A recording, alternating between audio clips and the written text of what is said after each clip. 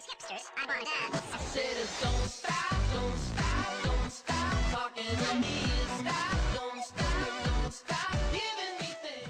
Hello everyone, and welcome to the Malaysian Grand Prix.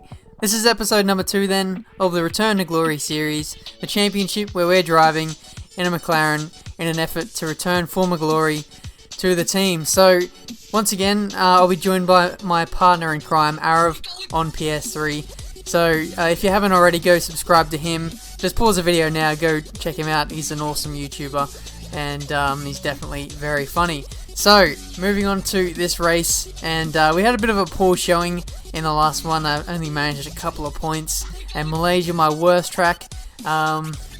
You'd have to say it's not going to be a great outing for me, but I managed to qualify in 12th place, I believe, so things are looking good, but hopefully we can pull off some kind of miracle here in the Malaysian Grand Prix. And look at that, on the start, the cars are just glitching sort of from left to right off the start, so you know that's a good sign of things to come, and away we go. And putting it up into lean and then back up to fast just to minimize the wheel spin, but that obviously didn't work as one of the Toro Rossos just flies past us, and we're just going to hopefully... Oh my god, no, we've been taken out before we've even got to the first corner. Oh my god, I can't even believe it.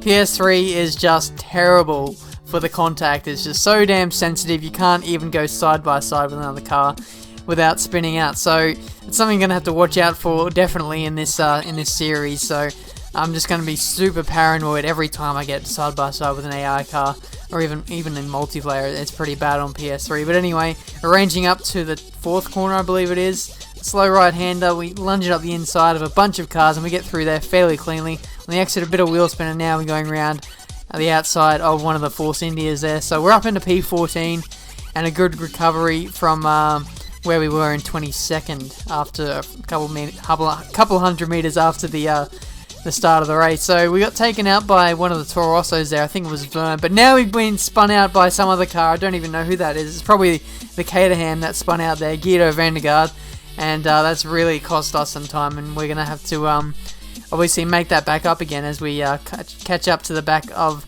Guido van der Garde again, who's trying to lunge around the outside of Bottas, and we're just getting a ton of wheel spin off the traction zones here, and Gutierrez goes slow and it pinballs us into the side of Guido van der Garde.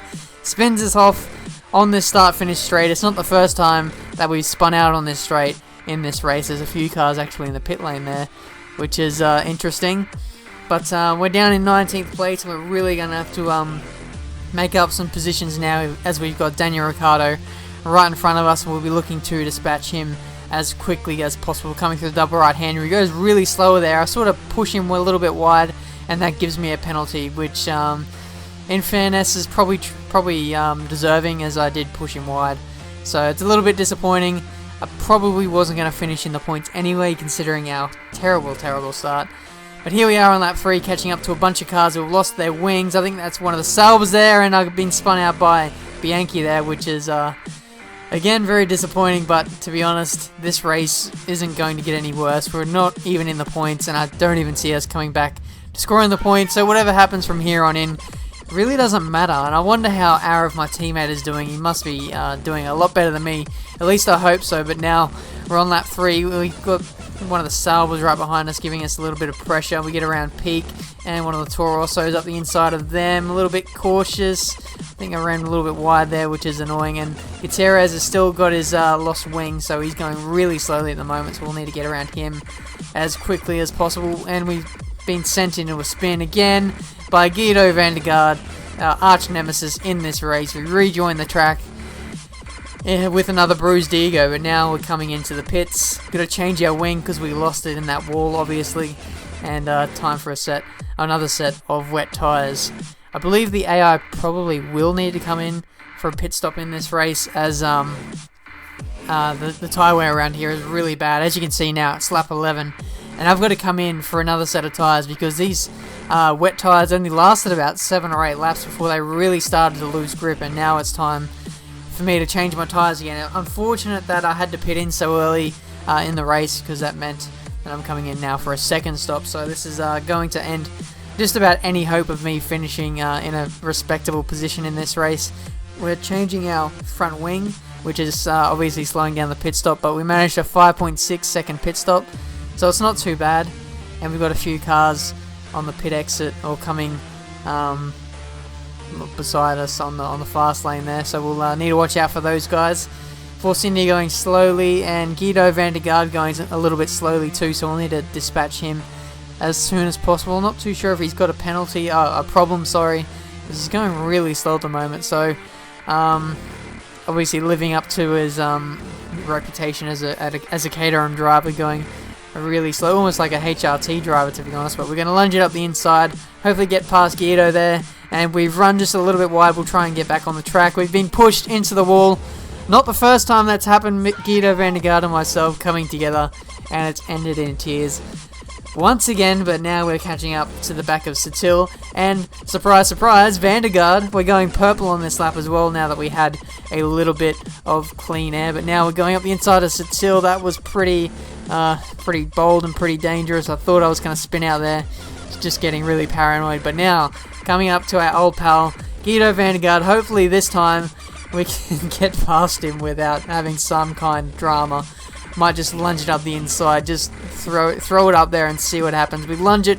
To be honest, Guido van der Garde actually braked pretty early there, and we managed to get past him so fairly well. And now he spun us out again. Oh, and then we've been collected by one of the Force Indies too, just to finish us off. And yeah, this race is pretty much over. I think we're just about to get lapped now. We've just leaked so much time in this race, it's not even funny. So look at that, behind us, one of the cars is getting lapped. So that means that there is a race leader right behind us. So we're going to finish our lap down as we gravel it there and get hit off by Gutierrez, and we've lost our whole wing. And that is just terrible, terrible stuff there. We come across the line in 21st place. Lewis Hamilton takes out this race win. And where is our teammate Aravo? I'm sure he's up in the points. 6th place, so that's a fairly good result for him. He's definitely doing well in this Return to Glory series. At least one of us is living up to our potential. So in the race results, we've got Lewis Hamilton from Sebastian Vettel and Nico Rosberg there in the top 3. Kimi Räikkönen in 4th with Fernando Alonso in 5th place. Fairly close for the front 3, and then for 4th downwards, it's actually a pretty big gap. Look at that, from 8th place, 9th place down, they're a minute behind, so that's crazy. I don't think maybe the top 9 even stopped. So there we go, there's the championship standings. We're in 12th place. There's the constructors. Where is Mclaren, Mercedes? We're in 3rd. Arava's doing pretty much all the work in this series, the one-man show. I'm just coming along for the ride here. So don't forget to check out Arav's channel for the point of view of his race. I'm sure it was much more entertaining and much more action-packed than mine. So go check it out. I'll leave a link to his channel in the description. But that pretty much wraps up this round of the Return to Glory series. From the next round onwards, that is China, we'll be back to the original plan, doing the live commentary. So I look forward to that, and it should be a big laugh. So until the next race in China, I'll see you guys next time.